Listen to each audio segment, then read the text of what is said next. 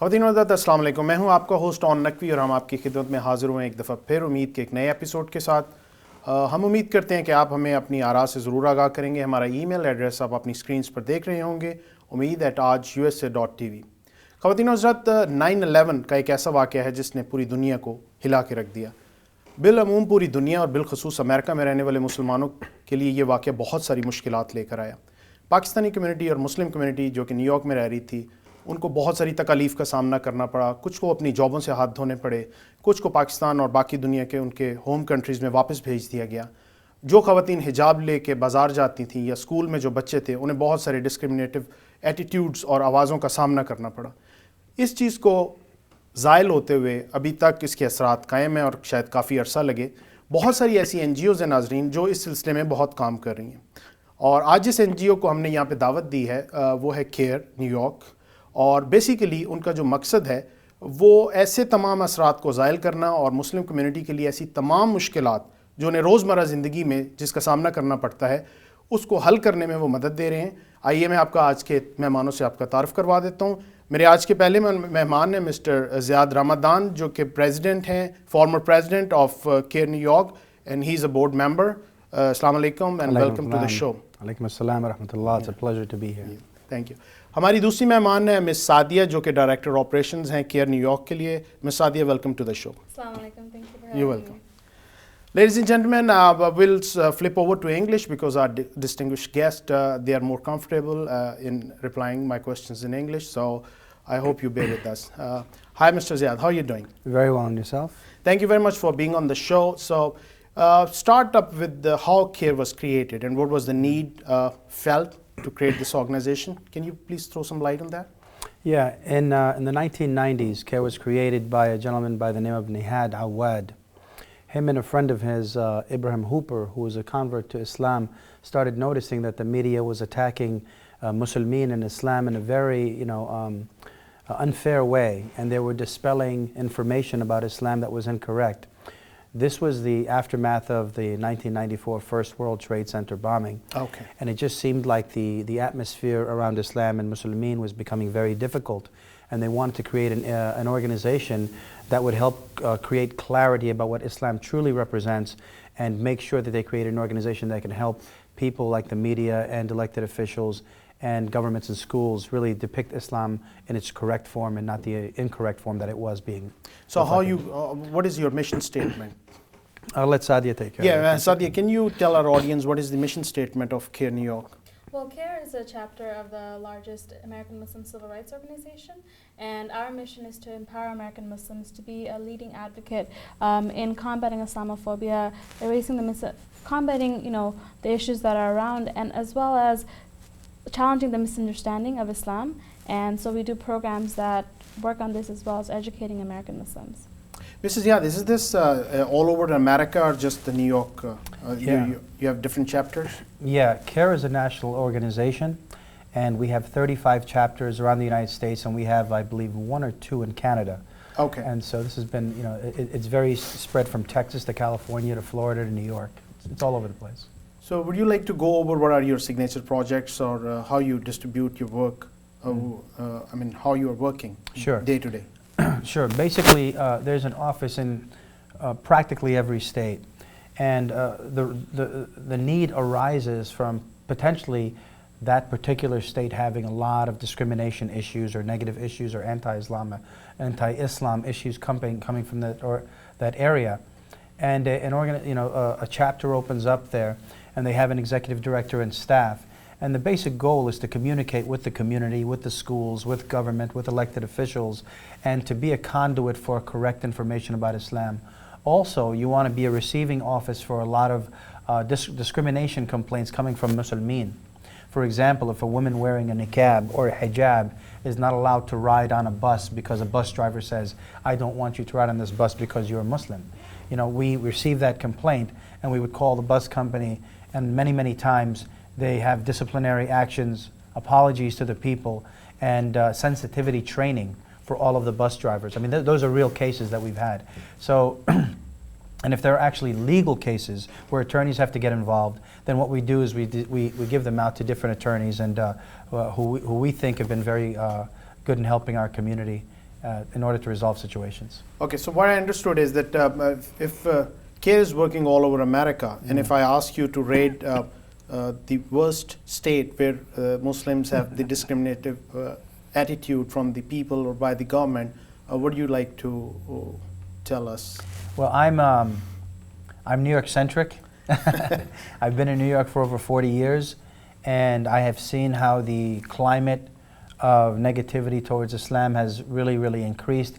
Obviously, 9/11 has not helped us here in New York. We're the center of all of that. Yep. And also, I mean, you know, frankly, when the city government, including the mayor and the New York Police Department, engage in a surveillance program on all the Muslimin in New York, you know, in their workplace, in their masajid, in their community, it makes you think that this is definitely the epicenter of where discrimination against Islam really is, because it's not just whether at the personal level between individuals or maybe something by a teacher or at workplace, but it was literally the government of New York had paid, you know, used our tax dollars to surveil our very own community. Okay. And it turned up absolutely nothing. So what normally New York is taken like a multicultural city and Absolutely. multi-ethnic, I mean, a lot of room for every community. So what I understood is that New York has the highest discriminatory attitude towards the Muslim citizens.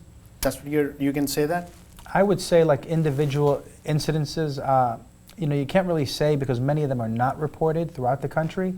There are some states that are so conservative that, you know, Muslims might feel that it's okay for people to discriminate against them because of the conservative ideals of that surrounding.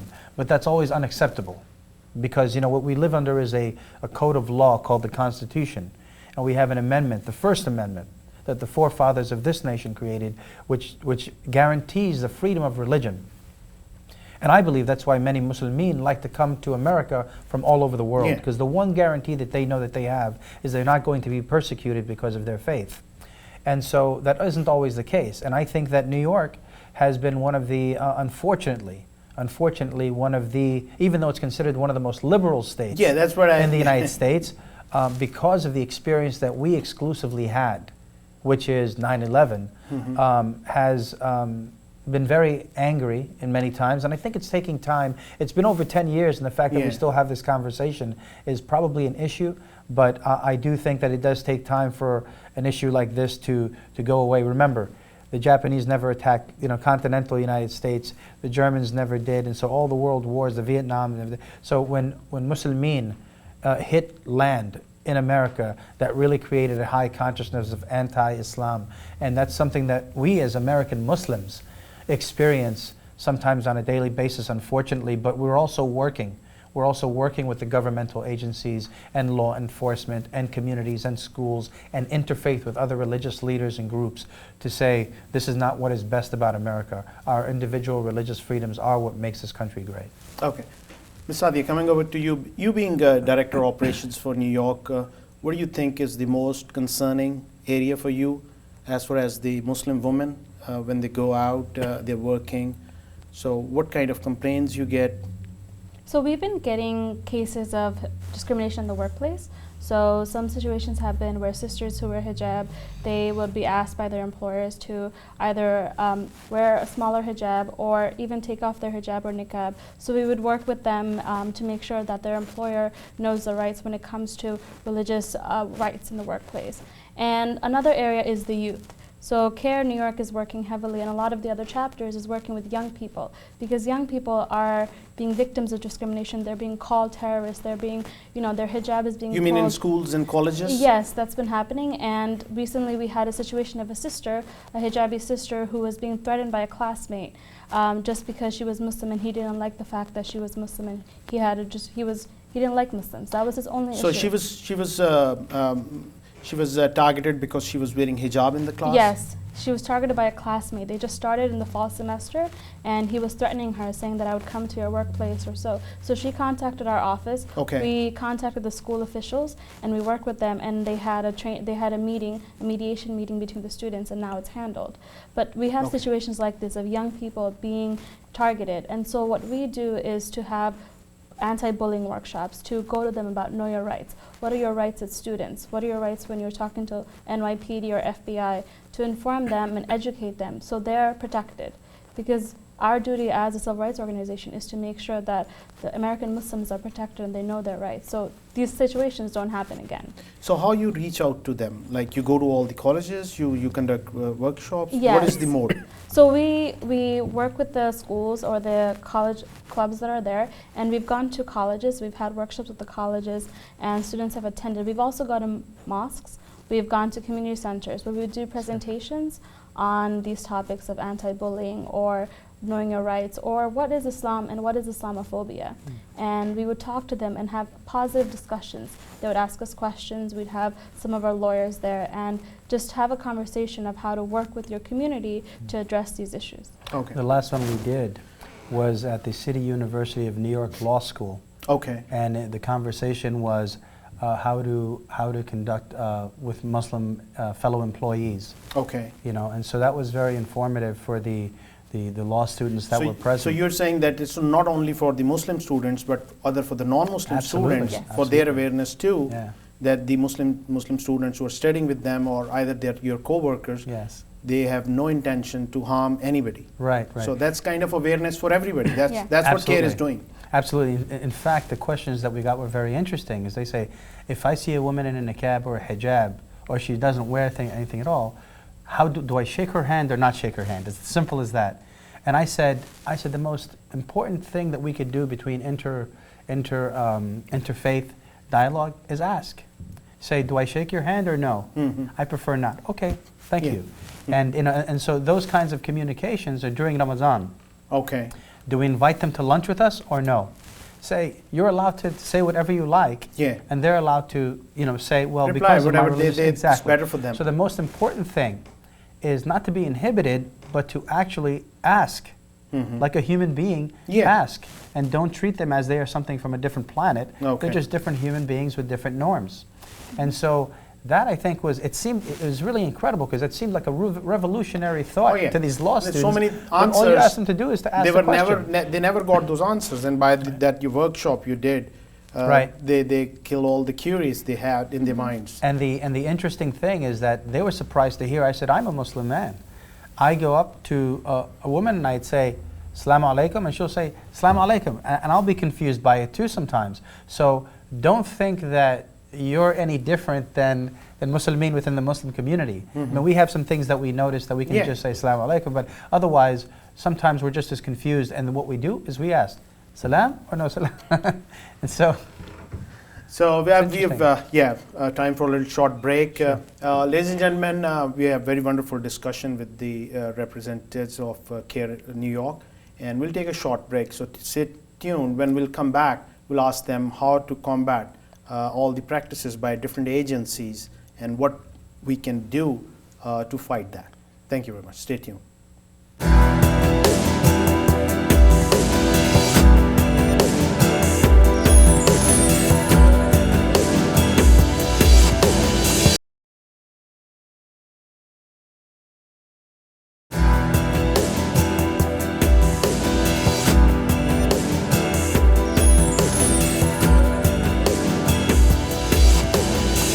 Ladies and gentlemen, we are doing Umeed, and today our guests are they are from CARE New York. And my next question to Mr. Ziad is that when you are fighting against this kind of behavior, what is the response of the governmental organizations? Are they helping? right. Sometimes we collaborate with governmental agencies, our local elected officials, and the most important thing that we can do is give them facts and information about the truth. So, for example, if there is a situation where a governmental agency will say you have to close this masjid, it's in the 5th day of Ramadan. And so what I would do is call up our local representative and tell him or her, I'd say, listen, they just closed a masjid for an issue, a very minor issue, Okay. during the most holy month of the year. We must find a resolution to this immediately. This is like closing a church during Christmas. Okay. This is unacceptable. And so we work to address those issues very quickly. And a lot of times government is very understanding. sometimes it's not very understanding and not very helpful, like in the issue of the Ground Zero Mosque. Okay. You know, that So was, what was the CARE's role in Ground Zero's? well, basically, it was just a masjid. A person owned a building Okay. that was 2 blocks away from where Ground From Zero that site, was, yeah. and he wanted to use it as a masjid on Fridays. And famous people who are anti-Muslim, called Islamophobes in America, really created a movement against it. Yeah, it was too much in the media. Yeah, we were seeing it everywhere. Yeah, it was international in the media that, you know, there's this group, it's anti. In fact, that group is very extremist in America. Okay. And they were actually small, but they made a really big noise in the media. Okay. And so CARE, and I being the president at the time, was very vocal in the media in defending their right to have a religious institution there, like any religion has the right to have a religious institution at any building that is zoned appropriately, and it was zoned appropriately. Okay. So basically I was defending the right of the Constitution of America for people to have and practice their religion freely. Because remember, I always said this to everywhere I spoke. I said, today it's Islam. Tomorrow it could be the Sikhs. The day after that it could be the Jews. The day after that it could be the Mormons. Okay. So you have to protect that right. And if you allow them to attack and you go away, that means they have set a precedent to attack other people in the future. So I really felt it was a very important ideal to stand up for the religious freedoms of that institution. And so we did that very successfully. Okay. Ms. Sadia, you being the Director of Operations, we normally feel that as a whole, Muslim community is shy to come forward, especially after 9/11, if something is discriminatory happening to them. But in especially the Muslim women are, they're all, we can say they're afraid of, you know, coming up with any incident happen with them. So how do you address that situation? I think what we found is that Muslim women are coming forward. So in some cases, there are Muslim women who may not know who there was a situation of a Muslim woman who was coming out of a job interview, and she was tripped by a man, and then she thought Intentionally? Intentionally. She thought she was just being tripped. And then she walked a little bit further, and then the man pushed her pushed her again, and then he pulled her hijab. And it was in the commotion of things, she didn't understand what was going on, and then instead of catching a face, she was frightened. But he left within that time, and then when she went to approach the police officer, she didn't have a proper description, and so, but she still called us. She still called us because she wanted to let us know that this happened to me. This is the location where it happened. Can you see what you can do? So we're finding that Muslim women are actually coming forward, even if they may not know the exact description or of their attacker or so, or in cases, they're letting us know because they want to let other Muslim women know that these situations are happening. But we want to encourage all Muslim women who are out there, young, old, you know, whichever situation you have that you feel you're being discriminated against, let us know. Let's work with you. If it's a situation where it's, you know, you were approached by FBI, or you were you were attacked on the street or in school, let us know. Let's see what we can work with. We can help you with legally, as well as informing the community. And we want to come to your mosque. We want to come to your community center and let other people know about their rights. To let us know that we're here to help you, and inshallah we can work together to combat those instances. What I understand is that when you're reaching out to the students, which is the new generation, Muslim generation from all over the world, they have no difficulty in communication, and you're reaching out to them. But most of the people, which are the elderly population of Muslim community living here, they may be having difficulties in communicating to you. So how you're addressing that situation? So what we have at CARE, we have staff as well as volunteers. And right now I'm getting some volunteers that are, you know, they can speak other languages, in Urdu or in Arabic or in Bangla, in any language. So that way, in Bosnian. So to make sure that if I can't speak a certain language, that I have someone who can speak to them. And inshallah, we want to make sure that if you can't, at least we can communicate with you. If you can let us know, we can get you a translator if there's a situation. And there are lawyers that we work with that speak various languages, and we can work with them to let us know. Because, you know, your language should not be a hindrance to you coming forward. If you have a situation, if you've been attacked, then we can work with you, inshallah. Okay, so I can understand people living in city or Queens, they're more, they can reach up to you. But if somebody is living in Suffolk County or farther eastern end of Long Island, I don't think so they'll be able to know about CARE. They do. And especially somebody which is not that familiar, an elderly person, they're not familiar to internet. So is there any project in your mind to put your ads in the Urdu newspapers? Because that is the source which is accessible for all. Yeah, that's. Can I, Mr. Ziad, you can answer that. That's an interesting You know question. what I'm trying to say is Absolutely. In fact, we answered that own question ourselves at the board of directors. What we said is we want to have more exposure outside of the city. Yeah, that's So, what. guess Somebody what? living in Suffolk East So may we not had, be. So we have board members from Long Island. Okay. We have board members from upstate New York and Wappinger Falls, which is 2 hours away. Okay. So we have board members on the outside of the New York City area intentionally, because we do want them to help us spread the word through those communities as well, know what kind of institutions are out there that we can work with. And in fact, we've given lectures in places like Eastern Long Island, like upstate New York and Monticello, like in Wappinger Falls, like in Poughkeepsie. And we have other locations. For example, there's a CARE chapter in Ohio that's actually closer to Buffalo, New York than we are. Okay. So sometimes they go up there and they serve the Muslim community in Buffalo, New York. That's harder for us to get to. And we have that kind of sharing respect amongst our chapters, because the goal is to help the Muslim community and to help Muslimin be represented and to protect their interests and their rights. What I'm saying is that I never personally myself saw any ad in a Pakistani, Bangla, Indian newspaper saying that if you've been to any discriminatory behavior by any governmental agency or anywhere in your workplace, you should contact CARE. Right. So that's a suggestion, or if that's you want wonderful. to, And we take that as a suggestion, and that's really wonderful. The fact is that there are numerous newspapers around the New York City area and outside the New York City area, and I think you just gave us a very good idea. We have done that before in certain newspapers at certain times, depending on the absolute needs. And so we are pursuing that, and I think that we're going to focus more on the outlying areas. Okay. Yeah. So coming up to your how CARE functions, who donates you? Did you get any funds from the U.S. government? How's that work? The CARE overall and at a chapter level predominantly get their funding from the community that they serve, predominantly. And there are a few of them. There are a few that write grants to the government, and the government might give them civil rights. Like if you're an organization that advocates for people's constitutional rights or civil rights, the government might give you a small grant to help do that. There are governmental agencies that do that.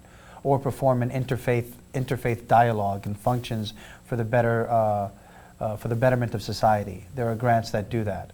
So some of them do get grants, and we have gotten grants like that before at CARE New York as well. But generally speaking, I would say if you were to go to 90% of the chapters in America, they would say we get almost exclusively our grants from the community. Muslims are very interesting in America. They pay for everything that they do. Yeah. Whether it's build their masajid or start their organizations. And I really think that it's time to recognize, because I think that that's a weakness in our community, the fact that we feel that we have to pay for everything. Yeah. When all the other communities say, we want to build this organization, it's going to help our community, our society, we pay taxes, so we want to go to our government and ask for a grant, because that's what the Jewish communities are doing, and the Christian communities, and every other communities. And we have to be able to do the same thing if we want to be treated and viewed as similar and equal to everybody else. So I really think that we should start making more of an effort to go after government grants. Yeah, so right now you are getting just from the community, very less portion from the government, that's what you're saying? That's correct. Okay. And since community is paying, one of the concern is that how that money, every dollar is spent. So how can you defend that? Well, I can tell you that I don't want to say that we're cheap, but what we do is this, for example. We have legal service. In other words, people call us up with a legal complaint, and what we do is we connect them to great attorneys who work pro bono, which means for free. Okay. So if, for example, if someone was to donate $1,000 to our organization, right, it would go for the general operations, for the rent, for the employee pay, for the electricity, for the bills of the utilities, et cetera, et cetera. Now, if someone in their family was to get into trouble and they needed a lawyer, we can possibly get them a lawyer and save them tens of thousands of dollars. So you're saying, the so return on you're saying you're investment- providing the lawyers only to those who are donating to Absolutely care? not. Okay. Even if you've never donated to care and have no intention of donating to care, if Still you you're- can get. Of course, because the thing is this: our job is to, negligent of what you look like or what you've given. If you come to us for legal advice and you're a Muslim who needs legal support or advice, or you've been discriminated against, we're going to try to protect your interest because it is the right thing to do. It has nothing to do with how much money you gave us or not. There are some people who've given us a lot of money that's never come to us for advice because they've been taking care of their own situations, or alhamdulillah, there's no problem in their lives. And there are other people who've never given us anything and have no intention, and many cases have come to us that we've taken care of for them. So we don't do things on the amount of money that anybody gives, no. But it is vital for the community to understand that this is an agency that will fight for your rights all the time, whether discriminated against, or if there's a legal case that you have, or you need representation in a case that has something to do with the rights and discrimination. We don't do immigration issues unless you've been discriminated at the airport, for instance. So those are the kind of issues that we do pick up in connection with but it has to do with you being targeted as a Muslim and being underserved or negatively treated. So we have very short time left, and just last question: that how do you see those agencies? Care is different from them who are not actually who are trying to tell that they are doing good for the community, but actually they are doing otherwise. So how do you differentiate care from those kind of? Yeah, there's a lot of organizations in America that do tremendous work. You know, ICNA does great relief work. You know, they go to wherever there's a tornado or there's a flood, and they've done tremendous work and they've been acknowledged for their work. You know, CARE is recognized as the recognized by American Muslimin as the #1 organization that supports their interest. There are other organizations, unfortunately, though they think they're doing good work for the community, sometimes really harm the community. You know, I can tell you one incident of a situation that really troubled me. Is an organization here in New York had it was a law enforcement training for teenagers, and they were putting young teenagers in the room with law enforcement, meaning not only the police, but the FBI, federal agents too, and Department of Homeland Security. And I'm saying, I wouldn't let my child at that age cross the street alone. You're putting them into a room with the FBI? Are you insane? Mm-hmm. And the Jewish community would never do this. The Christian community would never do this. No other community would ever do this. Why that organization did that for our community, I thought was extremely harmful and sets a really bad precedent for how things should be done. We should always stand on the side of justice, always stand on the side of haqq and the right, and always defend our interests. So by this, we are just coming to the end of the program, and I thank you, Mr. Ziad, for coming over and giving such information, which is very useful for our audience, especially for the Muslim community, which is not coming forward for any kind of discriminatory behavior doing with that.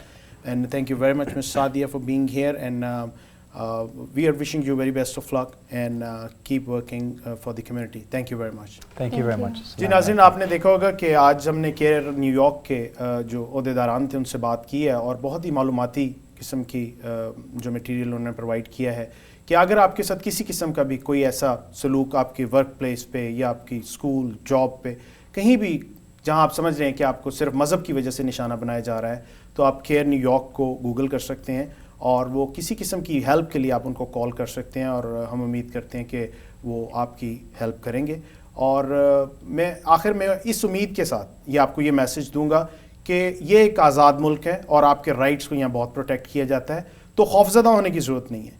America एक बहुत unique मुल्क है, आगे आइए, अपना हक तलब कीजिए और उसके लिए आप खड़े हों और ये मुल्क आपको आपका हक देगा। इस उम्मीद के साथ अपनी आरा से आप हमें आगाह करेंगे। हमारा ईमेल एड्रेस आप अपनी स्क्रीन पर देख रहे होंगे, umeed@ajusa.com। हमें अपनी आरा से मुताला कीजिएगा। अपना और अपने गिरदनवा का ख्याल रखिए। खुदा हाफिज़।